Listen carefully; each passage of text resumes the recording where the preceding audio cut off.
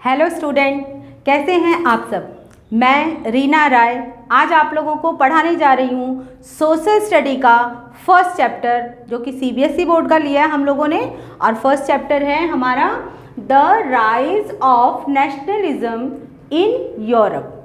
10th standard का chapter है students. तो चलिए अब हम स्टार्ट करते हैं। तो स्टूडेंट्स, जैसा कि हमारे चैप्टर में है नेशनलिज्म की बात की गई है यहाँ पे, तो हम सबसे पहले जान लेते हैं कि आखिर ये नेशनलिज्म क्या चीज़ है, नेशनलिज्म बोलते किसको हैं। तो आइए हम लोग पहले देखते हैं। नेशनलिज्म का मतलब है पैट्रियोटिज्म। पैट्रियोटिज्म का मतलब तो आप लोग समझते ही होंगे। तो हम लोग पहले यहाँ पे पढ़ते हैं, अ फीलिंग और pride for your on nation state. जो हमारे मन के अंदर जो फीलिंग होती है हमारे देश के प्रति, जो प्यार है, सद्भावना है, जो हमारे देश के प्रति सम्मान है, उसको हम लोग बोलते हैं नेशनलिज्म, जो हमारे देश के लिए हम अपने मन में फील करते हैं। हाँ, तो स्टूडेंट्स अब आइए देखते हैं कि यहाँ पर एक वर्ड यूज़ हुआ है जो कि क्या है, नेशन स्टेट। अब ये नेशन स्टेट क्या चीज़ है वो हम लोगों को जानना है। नेशन स्टेट क्या है? Nation state is in which the people are और citizens feel show the sense of common identity.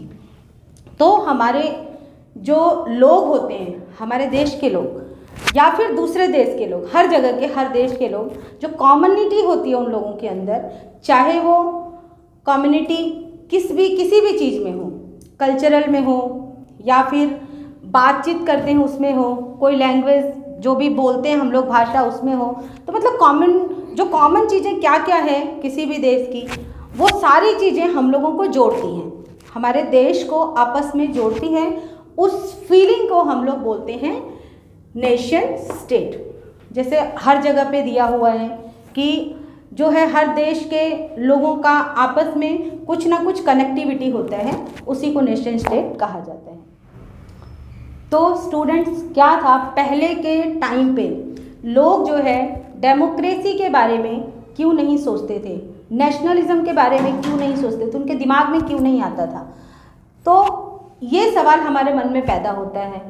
पहले के टाइम में ऐसा था कि राजा लोग, जो राजा महाराजा हैं, जैसे भारत के आप लोगों ने इतिहास में देखा होगा, क्योंकि भारत का नाम इसलिए दे रही हूँ कि हम लोग भारतीय हैं तो उसके बारे में हम लोग ज़्यादा जानते हैं कि सब राजा एक दूसरे का जो है जो एम्पायर है उसको लेने के चक्कर में पड़े रहते थे कि उसको मार के और उसके एम्पायर को अपने में मिला लें, फिर उसको मारें और उसका पूरा अपने में मिला लें और अपने राज्य को बहुत ज़्यादा स्प्रेड करें, यानी बढ़ाते जाएं।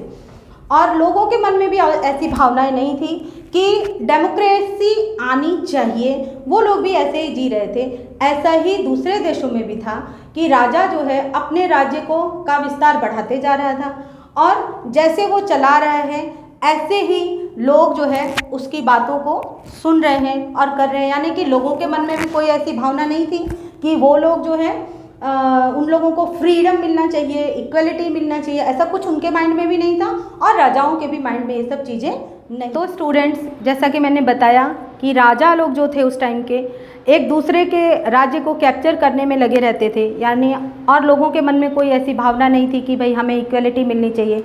मतलब कि मोनार्की सिस्टम चला करता था कि राजा जो है राज्य को चला रहा है, राजा के मरने के बाद उसका बेटा चला रहा है, उसके बाद उसका बेटा चला रहा है। तो इस तरह से मोनार्की सिस्टम चलते जा रहा था, किसी के माइंड में कोई ऐसी चीज़ नहीं चल रही थी। तो लोगों के साथ नाइंसाफ़ी होती थी, तो उनको ऐसा लगता था कि ठीक है, ये तो हमारी किस्मत है, हो रहा है तो होने दो। लेकिन उस समय 1848 में फ्रेडरिक सीरीज नाम के एक आर्टिस्ट हुए जो कि उन्होंने 4 सीरीज़ वाइज पेंटिंग्स बनाई। अब उस पेंटिंग में दिखाया गया था डेमोक्रेसी को दिखाया गया कि ये डेमोक्रेटिक अगर कंट्री होगी तो किस तरह से लोगों को इक्वलिटी मिलेगी, फ्रीडम मिलेगा, किस तरह से लोग जो है फ्री होकर के जिएंगे और किसी के साथ कोई नाइंसाफ़ी नहीं होगी। तो स्टूडेंट्स, जैसा कि हम लोगों ने 9th स्टैंडर्ड में पढ़ा है, 9th स्टैंडर्ड में जो हमने चैप्टर पढ़ा है फ्रांस के बारे में, तो हमने क्या पढ़ा था, स्टेट के बारे में पढ़ा था। अब जो है हम लोग, आप लोगों ने 9th स्टैंडर्ड में देखा होगा कि 3 टाइप के स्टेट्स थे। 3 टाइप के स्टेट्स कौन से थे? एक था क्लेर्जी, जो कि मैंने यहाँ पर मेंशन किया हुआ है। फर्स्ट क्लेर्जी, नॉवेल्स और पीजेंट्स, ये 3 टाइप के स्टेट्स थे। अब हम क्या देखेंगे, जो ये क्लेर्जी और नॉवेल, ये जो 2 स्टेट्स हैं, ये स्टेट्स के जो लोग हुआ करते थे वो कैसे थे? वो लोग रिचर टाइप के लोग थे, पैसे वाले लोग थे, और जितने भी राइट्स थे वो यूज़ करते थे। फ्रीडम उनको पूरा मिला हुआ था, उनके पास किसी तरह की कोई पाबंदी नहीं थी। लेकिन यहाँ पर जो पीजेंट स्टेट्स के लोग थे, इन लोगों के पास जो है कोई राइट्स नहीं इनको मिला हुआ था। ये लोग बहुत ही गरीब तबके के लोग थे, इनकी जनसंख्या बहुत ज़्यादा थी, और जनसंख्या ज़्यादा होने की वजह से ये लोग जो है, इन लोगों के ऊपर कोई इतना ध्यान भी नहीं देता था कि भाई चलो इतने सारे लोग हैं, कौन क्या करेगा। और दूसरी चीज़ जो है, इनको जो सबसे बड़ी चीज़ होती थी, ये इन लोगों को ज़्यादा टैक्स पे करना पड़ता था। हर चीज़ में इन लोगों को टैक्स पे करना पड़ता था, चाहे खाने की चीज़ हो, पीने की चीज़ हो।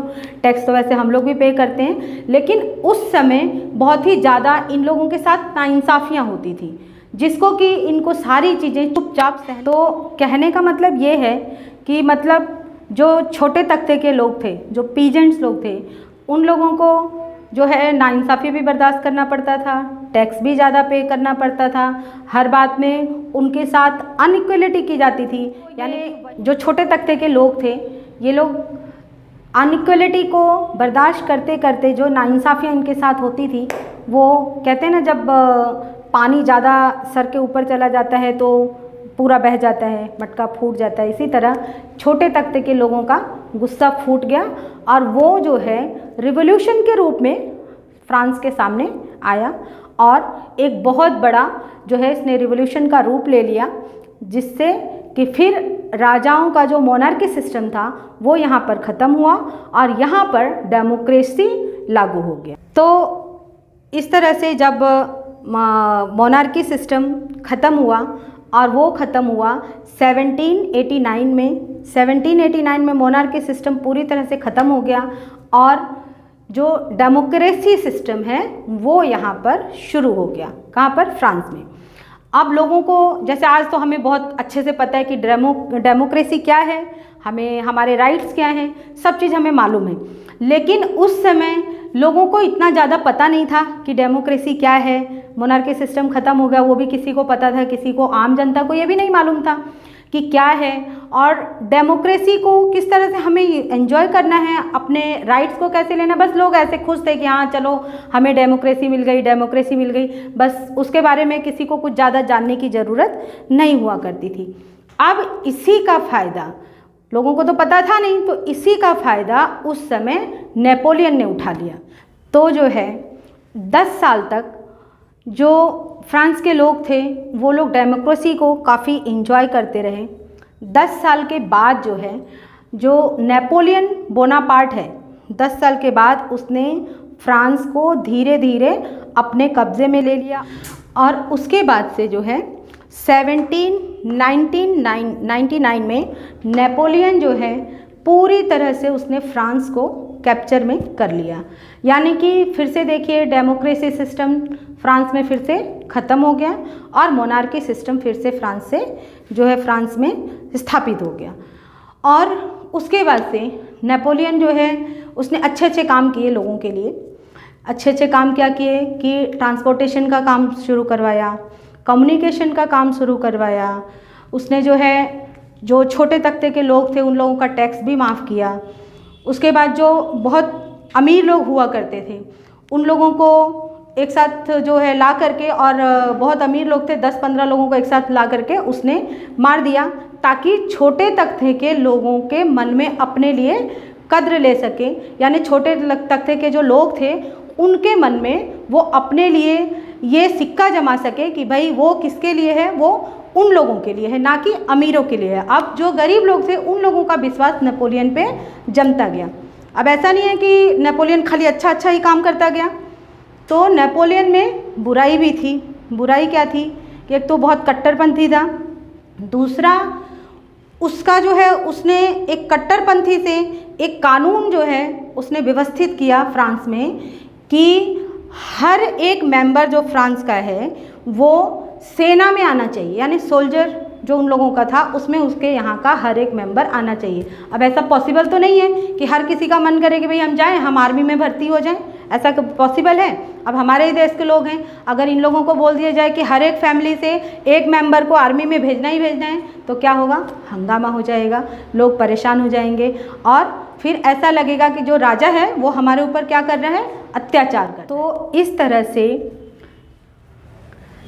1804 में 1804 में जो है नेपोलियन पूरी तरह से उसने जो है फ्रांस को अपने कैप्चरिंग में ले लिया था। और इस तरह से उस टाइम को बोला जाता है सिविल कोड या फिर नेपोलियन कोड। इस तरह से जब हम देखेंगे कि पूरी तरह से 1804 में डेमोक्रेसी पूरी तरह से साफ हो गई, ख़त्म हो गई फ्रांस से, और दोबारा से वही जो 10 साल पहले का सिस्टम था वो दोबारा से आ गया, दोबारा मोनार्की सिस्टम यहाँ पे स्टैब्लिश हो गया। नेपोलियन फिर से अपने हिसाब से अपने तरीके से दोबारा फ्रांस की पूरी सत्ता को चलाना शुरू कर। तो 1815 में जो है नेपोलियन के ऊपर जो कई सारे देश थे, जैसे रशिया था, फ्रांस था, ब्रिटेन था, इस तरह से इन देशों ने मिल करके एक साथ नेपोलियन पे हमला कर दिया और उसके हमले के बाद नेपोलियन जो है हारने की कगार पर पहुंच गया। इस तरह से इन देशों से जो नेपोलियन था वो हार गया। अब जो है आते हैं स्ट्रक्चर कैसा था, तो यहाँ पर हम देखेंगे स्ट्रक्चर ऑफ यूरोपियन सोसाइटी। अब यूरोपियन सोसाइटी का स्ट्रक्चर कैसा था, तो जैसा कि मैंने पहले बताया था कि यूरोपियन सोसाइटी में जो ये 3 ग्रुप के लोग थे, जो क्लेरिजी, नोबल और पीजेंट्स, तो ये जो 2 ग्रुप के लोगों के बारे में मैंने आपको बताया था वो दोनों एक में मिक्स हो जाते हैं और यहाँ पे आता है एरिस्टोक्रेसी, पीजेंट्री और न्यू मिडिल क्लासेस।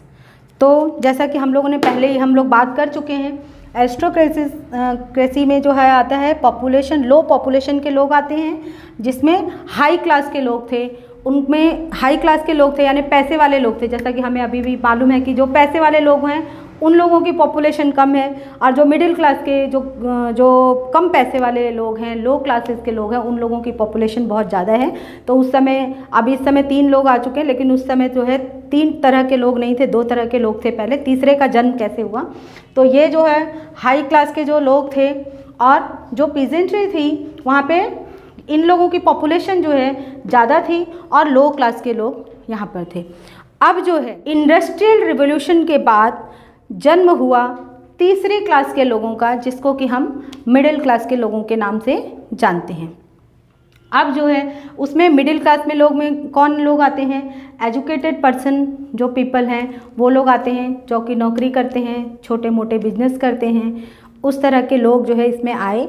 और उसके बाद जो है डेमोक्रेसी के लिए पूरी तरह से वो लोग समझने लगे और डेमोक्रेसी को पाने के लिए वो लोग जो है रिवॉल्यूशन करना स्टार्ट कर दिए।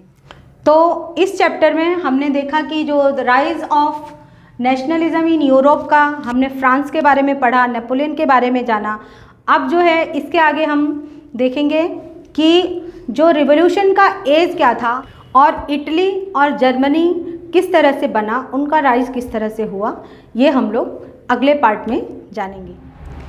अगर आपको आज कुछ सीखने को मिला है तो वीडियो को लाइक कीजिए और चैनल को सब्सक्राइब कीजिए ताकि हमारे अपडेट्स आपको मिलते रहें।